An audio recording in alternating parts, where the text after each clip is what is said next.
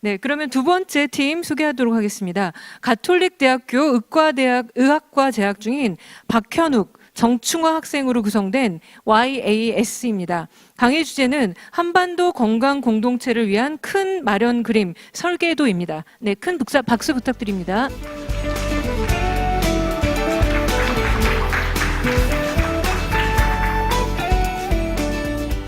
안녕하세요. 팀 야스의 박현욱, 정충화라고 합니다.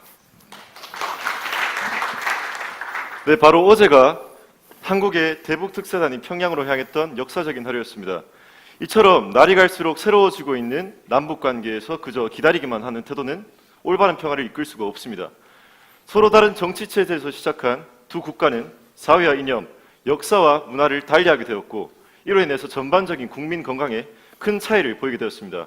한 예로 통일부에 따르면 2016년도 기준 5세 미만 영유아 사망률이 50명당 1명, 즉 북한이 남한의 8배 수치를 기록하고 있습니다. 이처럼 두 국가의 건강 불균형을 해결하기 위해서는 우린 어떠한 방향으로 협력을 해야 할까요? 현재 한국에서는 약품을 제공하고 병원을 지어주고 의료 지식을 공유하기 위해서 모든 힘을 쏟고 있습니다. 우리는 이 헌신들을 토대로 보다 더 큰 그림 안에서 협력이라는 것을 바라볼 필요가 있습니다. 서로 돕는 협, 하나로서 나아가는 진, 우리는 둘 중에서 어떤 입장을 견지해야 할까요? 이것은 저희 대화가 끝나고 나서 함께 결론 지어보도록 하죠. 저희는 조금만 생각을 해봐도 의료 정보를 공유하고 감염 질환을 관리하고 서로의 국가에 각 국민이 체류하는 동안 사고나 질병이 발생했을 때 어떻게 대처할 것인가 일단 원칙도 세워야 하고 그 원칙을 직접 기획하고 실행할 수 있는 공동기구 또한 존재를 해야 합니다. 우선 북한의 현재에 대해서 한번 말씀드리겠습니다.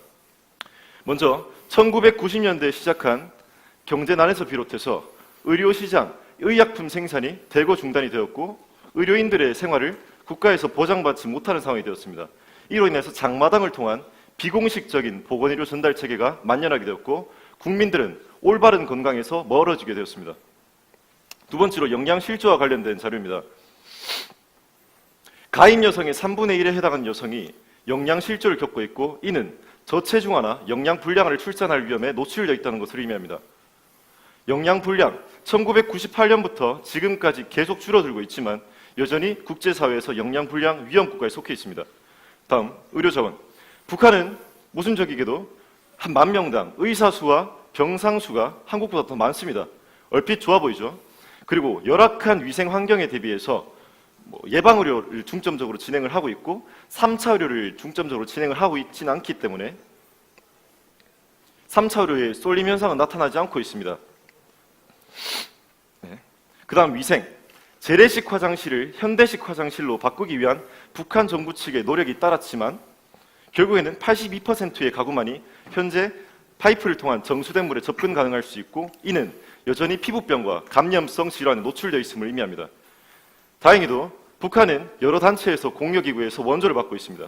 다음과 같이 WHO, 유니세프, IFRC 등의 단체에서 여성과 아동의 건강, 가족계획과 생식보건, 인구 및 개발 사업 등의 사업을 진행을 하고 있습니다. 이는 질환 중심에서 북한 국민들의 건강과 보건을 위하여 지원 사업을 옮겨오고 있음을 의미를 합니다. 결국 일방적인 지원의 형태를 깨야만 하지만 현실적으로 힘든 게 현 시점입니다. 네, 지금까지 문제점이랑 그리고 각국 기구들의 노력에 대해서 이야기를 했습니다. 그러면 북한도 이런 문제점을 당연히 직시했을 거랍니다. 네, 그래서 이 문제를 어떻게 해결했느냐? 김정은 시대에서는 북한 보건의료가 다음과 같은 4가지 대책이 나타나고 있는데요. 이 4가지 대책의 결과는 과연 어땠을까요? 결과는 분명히 당연히 좋아지긴 했습니다. 보건의료 지표의 향상이 어느 정도 발생을 했지만은 근본적인 원인은 해결하지 못했다는 평을 받고 있습니다. 대표적인 사례가 영양 부족 인구가 2000년대 초랑 2000년대 그리고 중반이랑 2010년대랑 별반 다를 게 없다는 보고가 나왔고요. 심지어 유명무실한 대책이라는 평가도 받기도 합니다. 결국 이런 북한 당국의 노력이라든지 그리고 국제 각국의 기구의 노력에도 불구하고 어느 정도 근본적인 원인을 해결할 수 없었다는 것이 아쉬운 점입니다. 자, 그러면 어떻게 해결을 해야 될까요? 저는 이 다음과 같은 4가지 특징이 있는 아이디어를 한번 이야기를 해보려고 합니다. 남북이 함께 협력을 하는 첫 번째. 그리고 두 번째는 지속 가능한 개발 방식. 세 번째는 단순 지원보다는 향후 자체적인 발전할 수 있도록. 네 번째는 통일 이후에 발생할 수 있는 의료 격차를 미리 해소하는 방향으로 하는 겁니다. 제가 만약에 이런 아이디어가 있는 상태에서 사업을 한다면 영양과 관련된 사업을 먼저 제안하고 싶습니다. 이전에 이야기를 드렸다시피 북한의 영양 공급 부족 인구는 상당히 많습니다. 뿐만 아니라 영유아의 영양 공급도 상당히 저조한 편입니다.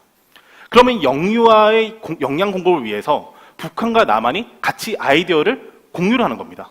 우리가 그냥 영유아 영양식품 우리도 많은데 그냥 제공하면 되지 않느냐? 아닙니다.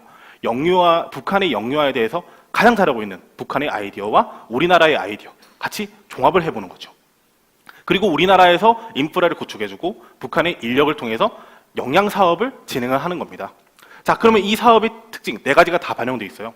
남북이 같이 협력을 했다는 점, 그리고 북한이 지속 가능한 개발을 할 수 있다는 점, 세 번째로는 단순 지원이 아니라 주체적으로 발전을 할 수 있다는 점, 네 번째로는 의료 격차가 줄어들 수 있어요. 영양 공급 부족 인구가 줄어들 거고 만성 영양장애라든지 급성 영양장애 인구 비율이 줄어들 겁니다. 실제로 이런 비슷한 아이디어를 실행하고 있는 프랑스 단체 트라이앵글 제너레이션 휴머니티어에서는 양어장에다가 기술 지원을 했습니다. 단순히 식량 지원을 한 것이 아니라 기술 지원을 함으로써 자체적인 발전을 유도했다는 점에서 저는 정말 대단한 생각이라고 생각을 합니다. 결국 저의 이야기의 핵심은 의료 격차를 줄이면서 주체적인 공동체를 이룩해 나가자는 겁니다. 여기서 주체적이다라는 표현은 자주적이고 자유로운 생각을 갖는 것을 의미를 합니다. 즉 우리가 같이 의료 격차를 줄이면서 우리가 때로는 협력을 하고 때로는 주체적인 방향으로 나아가면서 같이 공동적으로 발전을 하자는 겁니다. 맨 처음에 박현욱 군께서 말씀하셨죠. 남북이 협이냐 진이냐. 저는 둘 다의 성격을 가져야 된다고 생각을 합니다. 이처럼 청년들의 부담은 앞으로 점차 늘어날 수밖에 없습니다. 이 부담을 이겨내기 위해서는 올바른 생각과 편견 없는 생각, 그리고 우리 공동체에 대한 진심이 필요합니다. 후일 하나가 될 우리 공동체를 염원하면서 이상 Why Always Serious 야스의 정충아 박현욱이었습니다. 감사합니다. 감사합니다.